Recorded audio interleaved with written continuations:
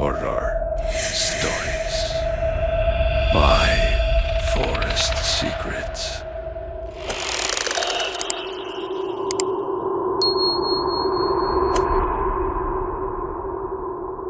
Naniniwala ka ba na may mga bahay na ayaw kang paalisin kahit buhay ka pa? Ito ang kwento ng gabing halos hindi na ako nakalabas ng buhay sa isang lumang bahay sa Bulacan. Bahay na matagal nang abandonado, subalit tuwing 2:00 ng madaling araw, may ilaw na kusang bumubukas sa ikalawang palapag.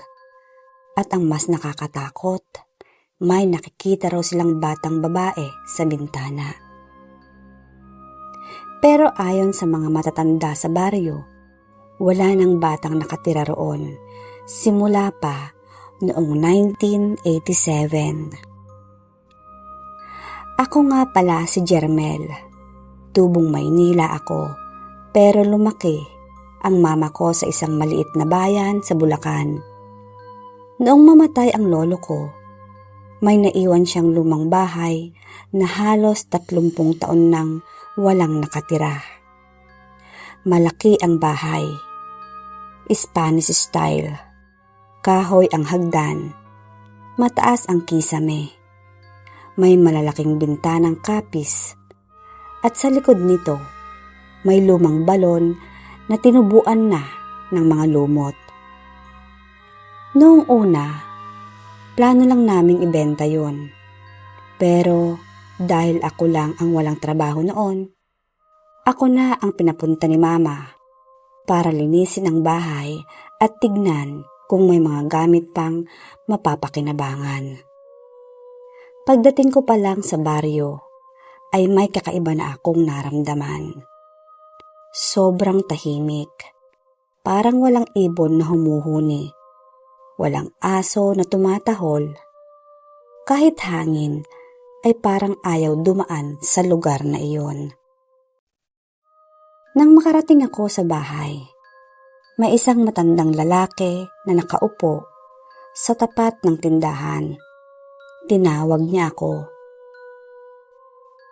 "Ikaw ba ang apo ni Isko?" Tumango lang ako. "Tirhan mo man ang bahay. Huwag ka lang aakyat sa taas pag madaling araw." Saad ng matanda sa akin. Napakunot noo ako. "Bakit po?" tanong ko. Bigla siyang tumahimik. Pagkatapos ay tumingin lang siya sa bahay. May naglalakad pa rin doon. Hindi ako naniwala siyempre. Lumang bahay lang yon. Malamang mga daga, pusa, o kahoy na umuuga na. Bandang 9:00 na ng gabi, inayos ko na ang tulugan ko sa sala. Ayoko munang gamitin ang mga kwarto dahil nga maalikabok. Habang kumakain ako ng delata, ay napansin kong may tunog sa itaas. Parang may batang naglalakad nang nakayapak. Huminto ako sa pagkain. Pinakinggan ko ulit. Dahan-dahan, paikot. At napaisip ako, baka may pusang nakapasok. Kaya kumuha ako ng flashlight at umakyat doon. Pagdating ko sa second floor, tumigil ang tunog. Tahimik na muli. Isa-isa kong binuksan ang mga pintuan ng kwarto, subalit walang tao. Pero sa pinakadulong kwarto, may malamig na hangin. At may amoy na parang lumang pabango. Doon ko nakita ang isang lumang rocking chair. Unti-unti itong gumagalaw, kahit wala namang hangin. Kinabukasan nga, habang naglilinis ako ng cabinet, may nakita akong lumang picture frame. Larawan ng isang pamilya. May mag-asawa at isang batang babae, mga 7 o 8 taong gulang. Nakasuot siya ng puting damit at may hawak na manika. Pero ang kakaiba, nasunog ang mukha ng bata sa litrato. Parang sadyang binura. Pagbaliktad ko ng picture frame ay may nakasulat. Para kay Elena, sana patawarin mo kami. Bigla akong kinilabutan. Sino si Elena? At bakit parang may lungkot ang buong bahay? Pumunta nga ako sa tindahan kinagabihan para bumili ng pagkain.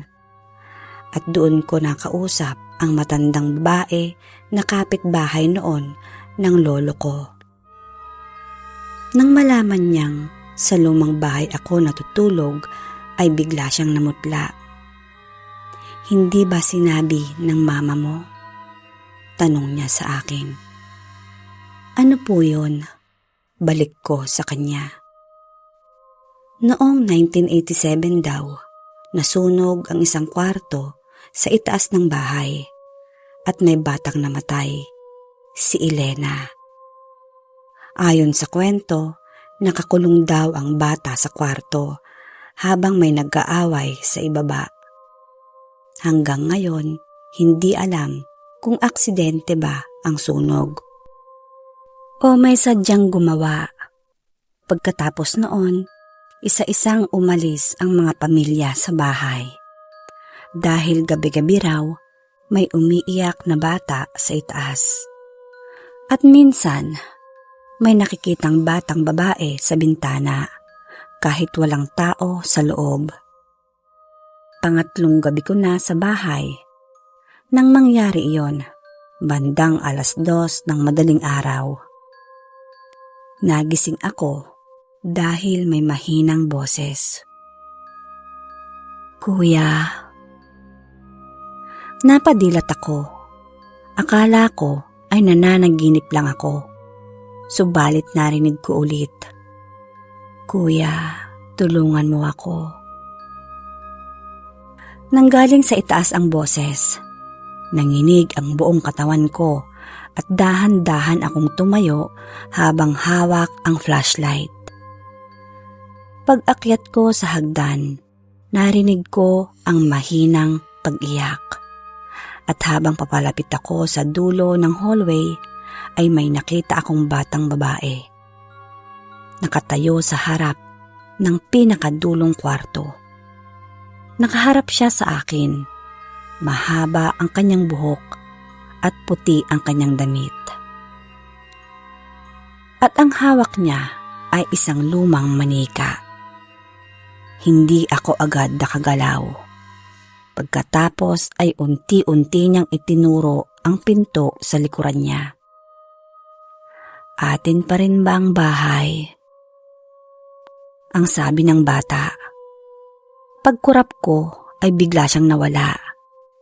Pero bumukas ang isa sa pinto ng kwarto. Pagpasok ko nga, biglang lumamig ang paligid. May mga paso na sunog sa dingding. At sa sulok ng kwarto, may maliliit na kahon. Kinuha ko iyon. Sa loob ay may diary. Lumang diary ng isang babae. At habang binabasa ko, ay unti-unting lumilinaw ang lahat.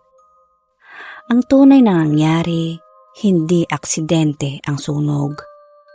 Ayon sa diary, galit na galit daw ang ama ni Elena dahil naniwala siyang isinumpa ang bata.